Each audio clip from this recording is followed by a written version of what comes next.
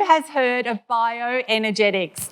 Well, our next guest is all about helping us find the keys to unlock our healing and growth. The lovely Carol Aravena, founder of Diamond Light, joins us on the Girlfriend Hour couch to talk all things energy. Let's give a very energetic welcome to Carol Aravena. Hello, gorgeous. Darling. How are you? Don't you look divine? Thank you. Beautiful. Thank you for having me. Pleasure. Doesn't she look divine? All these gorgeous colours. Wow, well done.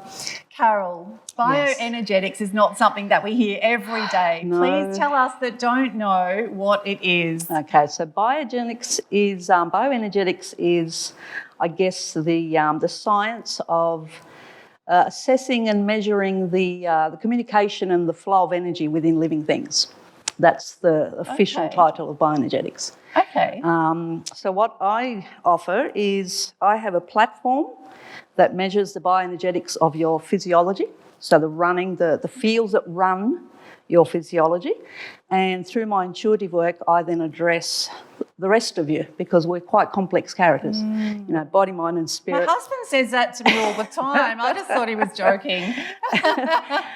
So I basically treat the bioenergetics fields of body, mind and soul. Wow. And it's about finding the distortions within that flow of communication and within the flow of energy. And So how did it's you a little get bit out started in there. this? Because it's not something that you sort of learn predominantly at I know. school, I had to go and pick something that was so hard to sell. Well, I'm an intuitive healer and I have been for probably over 30 years, but it was always a bit of a side gig for me. And a few years ago, I realised that I really wasn't stepping up and living my passion and purpose. I love seeing the results in my clients. And I have just come across the perfect tools that lets me do that.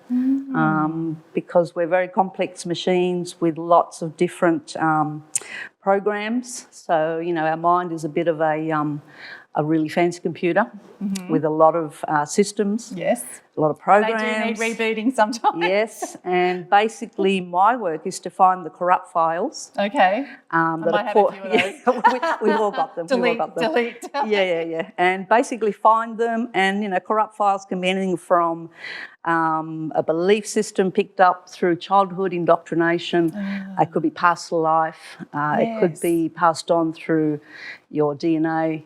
Great-great-granddad might have made a decision that became a code or a program, gets passed them down the line. It's endless. There are so many layers of things that we need to really to live, a beautiful, successful life. Amazing. And it's just self-sabotage. Whatever anyone calls self-sabotage, it's just a rogue program that needs to be, it's like a corrupt virus in it's our like a corrupt file in your computer. Exactly that. Carol, where do you start? Like, how do you first assess someone in working out what needs to get done? What are you looking for?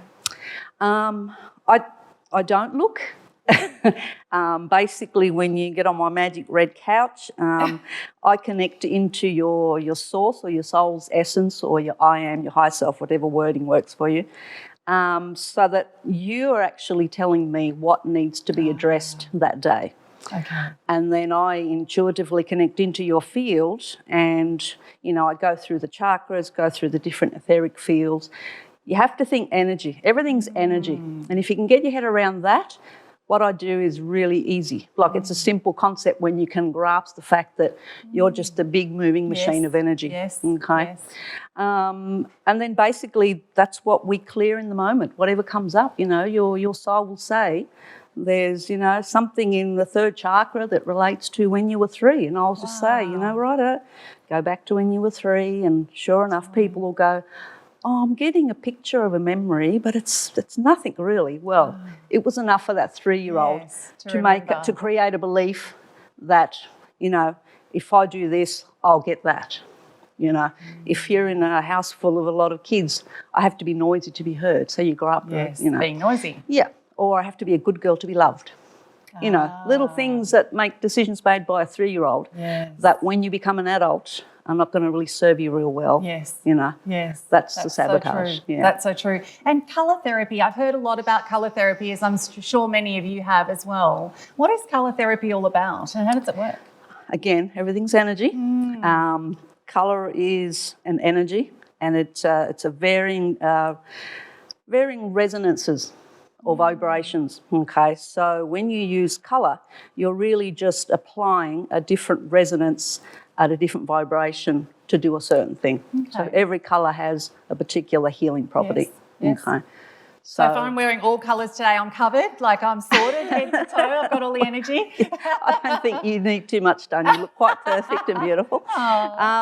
It's more about applying the colour. Yes, wearing the colour helps, but it's more about using your intent to apply that colour to, so basically you're given instruction. So, you know, if you were to use violet light's a very purifying, cleansing vibration. So if you want to cleanse your house really quickly, imagine violet light flowing through it or a violet flame, things like that. You know what I mean? So they all have their purpose, and I use the energetics of the colour rather than actually draping you. I mean, I used to have actually silk to use, but it's become insignificant now. Now it's just like, let's just blast this person with, with a lot of light. So that ties in with the chakra work. Yes.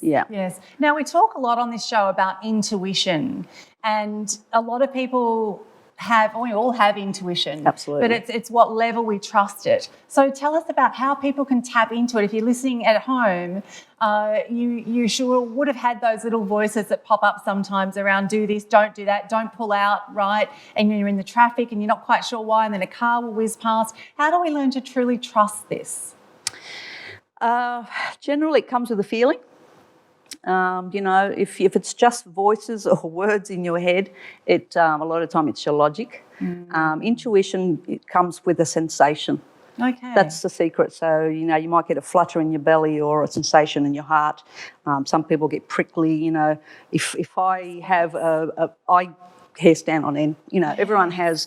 So it's learning to connect into that and learning to trust it. But it's very hard to trust your intuition when you've got programs in place saying that I am not worthy, or, you know, what do you know, or you're not good enough, or, you know, don't step into your power because it's bad. So, you know, you would need to clear a few of those stories. So that you can fully experience it. And it's just a muscle. The more you use it, obviously, you know, and practice. I mean, you know, practice guessing who's on the phone. Practice, you know. So take your intuition to the gym, everyone at home, okay?